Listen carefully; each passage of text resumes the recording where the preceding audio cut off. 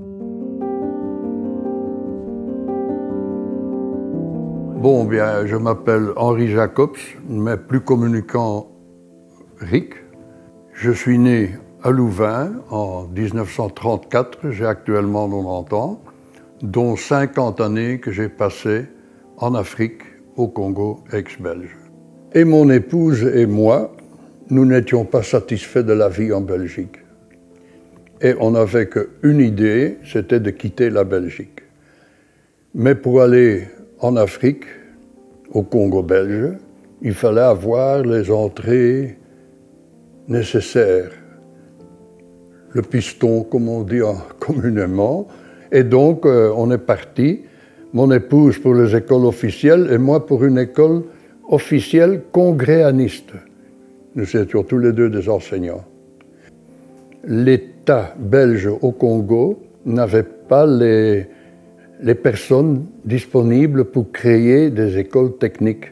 Ils ont fait appel à des congrégations.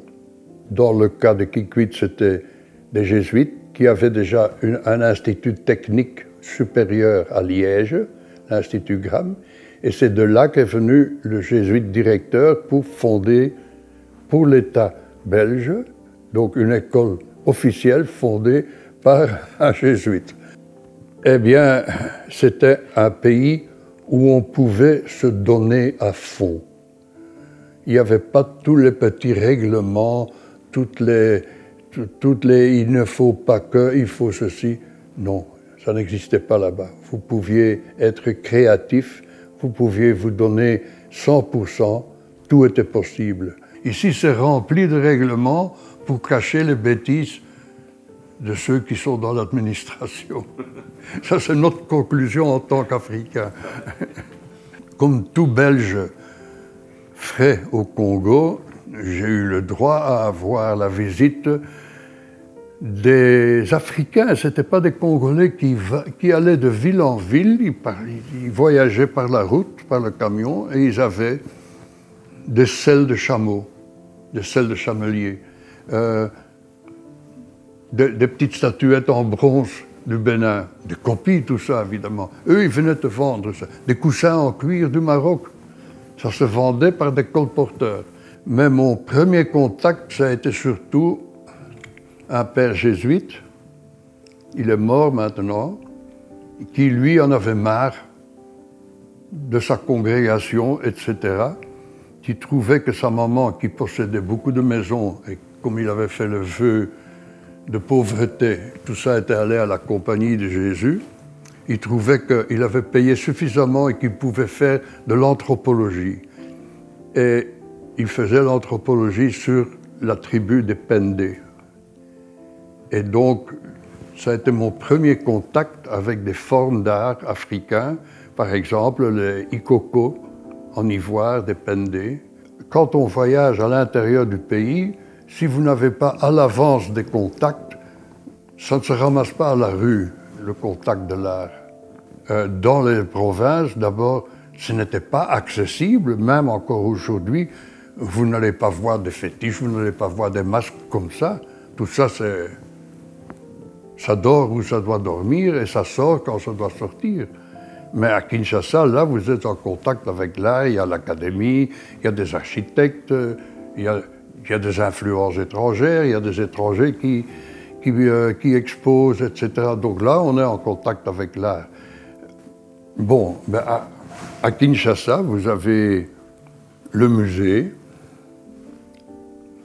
Je parle de Kinshasa de ce temps-là. Hein. Donc le musée où il y avait un frère qui tenait le musée, il y avait un petit magasin. Et le dimanche, on allait voir qu'est-ce qu'il y avait de neuf comme tableau. Et là, petit à petit, j'ai fait connaissance. J'avais un ami au musée, M. Charlie Hainaut, que je connaissais de la Belgique, ensemble avec Manu Dibango. Ils jouaient dans le même orchestre. J'ai connu Manu comme ça aussi. Et notre intérêt, mon épouse et moi, on voulait savoir qu'est-ce que les gens font sur place, qu'est-ce qu'il y a. Et petit à petit, on roule là-dedans, on commence à connaître les artistes. Et à un certain moment, il y a des tableaux qui ont apparu, frais, digitalistes, déjà ça c'était spécial, et surtout les sujets, c'était très, très frais, très non guidés, complètement libre.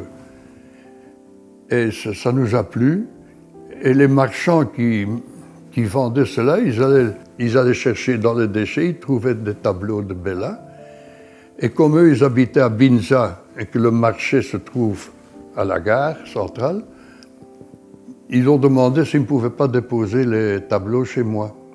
J'ai dit oui, mais alors je peux aussi choisir le premier. Et ils m'ont laissé choisir le premier. Et donc j'ai vu passer beaucoup de tableaux parce que c'était par camion entier. Il n'y avait pas que du Bella. Hein. Tous les gens qui allaient à l'atelier là-bas, quand les héritiers du grec qui avait cet hangar, quand ce monsieur est mort, les héritiers sont venus, ils ont fait vider tout ce qu'il y avait dans l'hangar et ça a été jeté. Il y a des Congolais qui ont pris cela parce que c'était peint sur un espèce de hardboard, un bois composé dur qui était lisse d'un côté et de l'autre côté gaufré. Et donc ça allait très bien pour faire un faux plafond dans les maisons. Ben là, ça nous plaisait. C'était clair, c'était simple, ça ne faisait pas partie d'une école. Ce n'était pas l'école de Brazzaville, ce n'était pas un mouvement Cobra, rien. C'était du pur et du beau. Ça nous a plu et on a commencé à rassembler. On rassemble, puis on échange une chose pour avoir une autre chose. Et on fait des découvertes. Si je savais par des questions où les missionnaires avaient brûlé des fétiches début des années 50, j'allais creuser là-bas. Du coup, il y avait des gens qui venaient voir. Qu'est-ce que vous cherchez? Ben, on cherche. On a brûlé quelque chose ici dans le temps. Ah oui.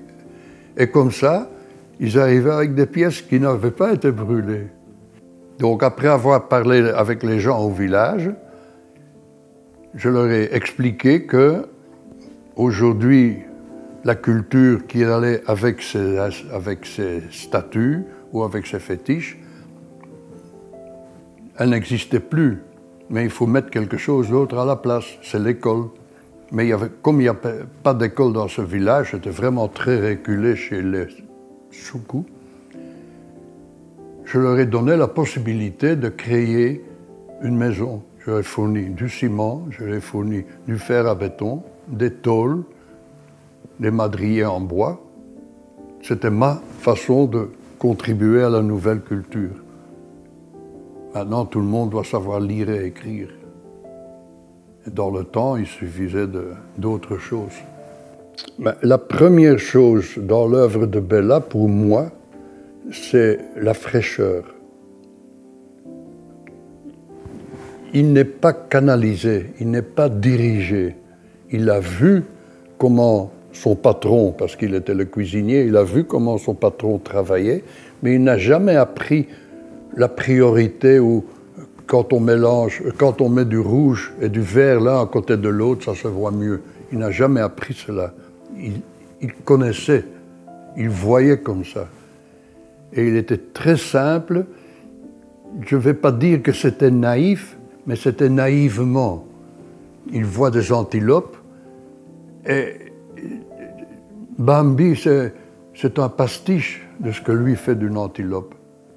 Vous voyez, c'était tellement pur et clair et simple, on ne peut pas dire qu'il faisait partie d'une école ou d'une tendance. Non, il était Bella et rien d'autre, et personne d'autre n'est Bella. On voit directement des imitations qu'on essaye de vendre, ça se voit, c'est pas Bella. Vous voyez, cette pureté, comme un enfant qui pour la première fois va dans une prairie et rencontre un cheval ou rencontre une fleur. Le petit prince qui vient sur sur sa planète et qui découvre la rose. Ben là, c'est ça. Est-ce que je dois mettre plusieurs points? Il y a ça, il y a sa couleur, l'usage de sa couleur. Il n'a pas de couleur prépondérante, mais dans la scène de chasse, on est dans la savane boisée. Et ce sont les couleurs de la savane boisée. Quand on est dans la savane pure, l'herbe, c'est les couleurs de là. Quand il peint un poisson, le poisson est dans l'eau. C'est glauque, l'eau du fleuve là-bas, on ne voit pas sa main à 50 cm. Eh bien, c'est comme ça chez lui. C'est cette pureté, cette originalité, dans le sens de original, la copie de la réalité, quoi. Ça m'émotionne. Ici, c'est chacun pour soi. Là-bas, c'est chacun pour tous. C'était. Je ne sais pas comment c'est aujourd'hui. Je ne crois pas que c'est encore comme ça. C'est ça qui m'a manqué surtout. Mais j'ai réussi à faire mon chemin ici parce que, au départ, je voulais être artiste.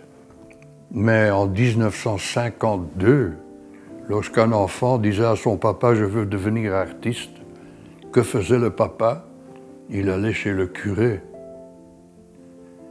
Et le curé lui a dit « mais devenir artiste, vous vous imaginez un garçon de 14 ans au milieu de femmes nues ?» Je retiens que quand mon père a raconté ça à la maison, ma mère croulait de rire. Elle n'en pouvait plus. Et mon père était tout éberlué, se demandant « mais pourquoi est-ce que ma femme rigole comme ça ?» Ma mère lui a dit « mais ton curé là-bas, il doit être drôlement au courant, lui. » Et c'était niette, je ne pouvais pas. Donc, je n'ai pas fait l'artiste jusqu'à mes 76 ans que je rentre d'Afrique ici, pendant 50 ans. Je n'ai pas fait l'artiste et alors j'ai rattrapé mon temps perdu. Et donc, j'ai commencé directement en photographie.